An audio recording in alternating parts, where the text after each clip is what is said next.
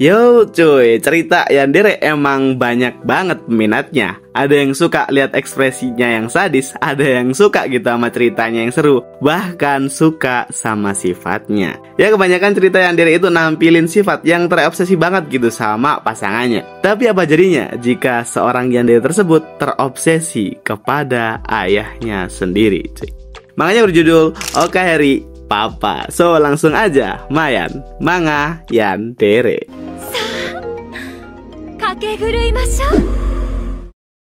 Ceritaan seorang pemuda gitu, sebut aja si Hiroto, yang bilang sama siswinya yang bernama Touko cuy, yang ternyata mereka adalah keluarga baru. Dan Hiroto ini bilang kalau dia akan berusaha menjadi seorang ayah yang baik kepada anak tirinya tersebut. Walaupun sedikit bingung, tapi Touko ini menyetujui hal tersebut cuy. Selainnya ditampilin keluarga kecil barunya Hiroto, yang tinggal bersama istri barunya yang namanya Miyako dan anak tirinya yang namanya Touko tadi cuy. Keluarga kecil Hiroto sangat membuat Hiroto merasa sangat bahagia cuy. Bisa dibilang bahwa sebelum Hiroto bertemu mereka, ia merasa kalau kehidupannya itu kelam banget dan sedikit abu-abu gitu cuy. Yang akhirnya Hiroto bisa bertemu mereka berdua. Lalu saat sedang memasak ya kan, ternyata mereka kehabisan bumbu kari cuy, yang ngebuat Miyako keluar sebentar gitu untuk membelinya. Dan ya, ketika Hiroto tinggal berdua bersama Touko, mulai terjadi hal-hal aneh cuy. Touko selalu aja gitu nempel sama Hiroto. Ya walaupun mereka keluarga akan, tapi seharusnya nggak senempel itu gitu cuy.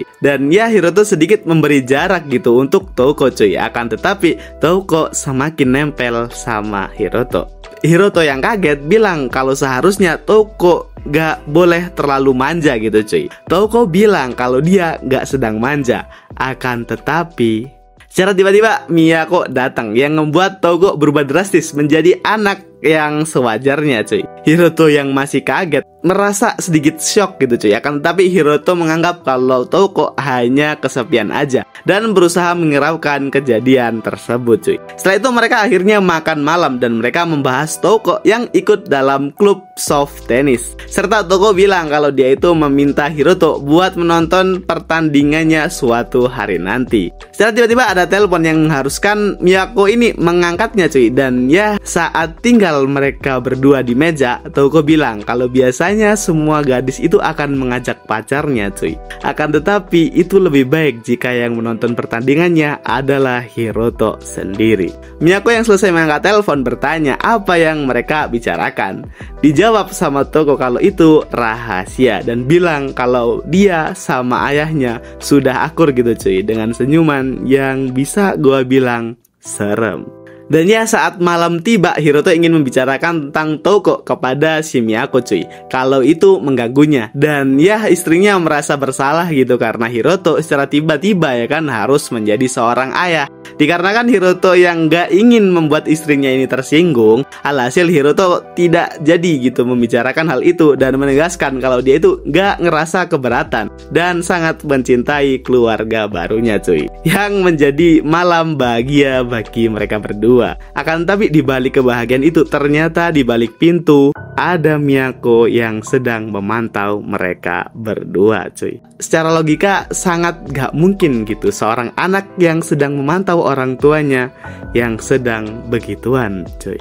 Ya keesokan harinya si Hiroto kelihatan kurang tidur gitu. Dibuktikan masih istirahat makan siang aja udah kelihatan capek banget gitu cuy. Dan saat makan siang bersama teman kantornya, mereka berdua membahas tentang keluarga barunya Hiroto. Akan tetapi membuat Hiroto itu hampir kelepasan gitu cuy, dikarenakan mengingatkannya tentang Touko dan kejadian semalam. Saat pulang ke rumah, kelihatan kalau rumahnya itu sepi dan menandakan kalau mereka itu belum pulang ke rumah cuy. Akan tetapi secara tiba-tiba muncul Touko dari belakang sedang menggodanya cuy, dengan menutup mata Hiroto. Sontak membuat Hiroto ini kaget dan menanyakan gitu kemana Miyako berada. Dijawab sama Touko kalau ibunya masih di klinik dan mungkin antriannya itu sedang panjang cuy. Lalu Touko tiba-tiba bilang, hanya tinggal kita berdua aja di sini, sambil merangkul ayahnya sendiri serta mau melepaskan dasi dari ayah sendiri gitu.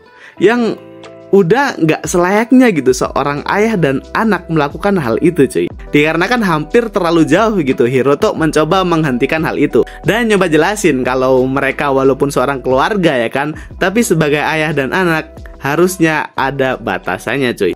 Sontak malah membuat Toko ini menangis cuy. Oh alah, cuma kesepian toh, pikirnya Hiroto cuy. Dan ya Hiroto merasa bersalah gitu dan bilang gak akan meninggalkan mereka berdua. Toko yang menangis meminta untuk memeluk ayahnya cuy, dan diperbolehkan gitu sama Hiroto. Akan tetapi Toko bilang kalau dia akan melakukan yang terbaik dengan wajahnya yang serem cuy. Dan ya obsesi Toko kepada ayahnya bakalan terus berlanjut gitu. Tapi ya gue cuma ngasih pengantar cerita dari manga ini cuy. Buat kalian yang ingin tahu lanjutannya, kalian bisa cus gitu baca manganya. Atau kalian mau gue buatin lanjutannya gitu. Tapi gue nggak begitu yakin gitu cuy, dikarenakan udah beberapa video yang membahas manga ini. Gue takutnya kalian udah nggak tertarik gitu. Tapi ya tergantung, kalau nih video bisa rame ya kan, gue pasti buat lanjutannya. So segitu dulu pembahasan manga yang dari gue. Jika kalian suka sama video gue yang seperti ini, jangan lupa like cuy, dan subscribe dong tentunya. So gue Ramstako, thank you.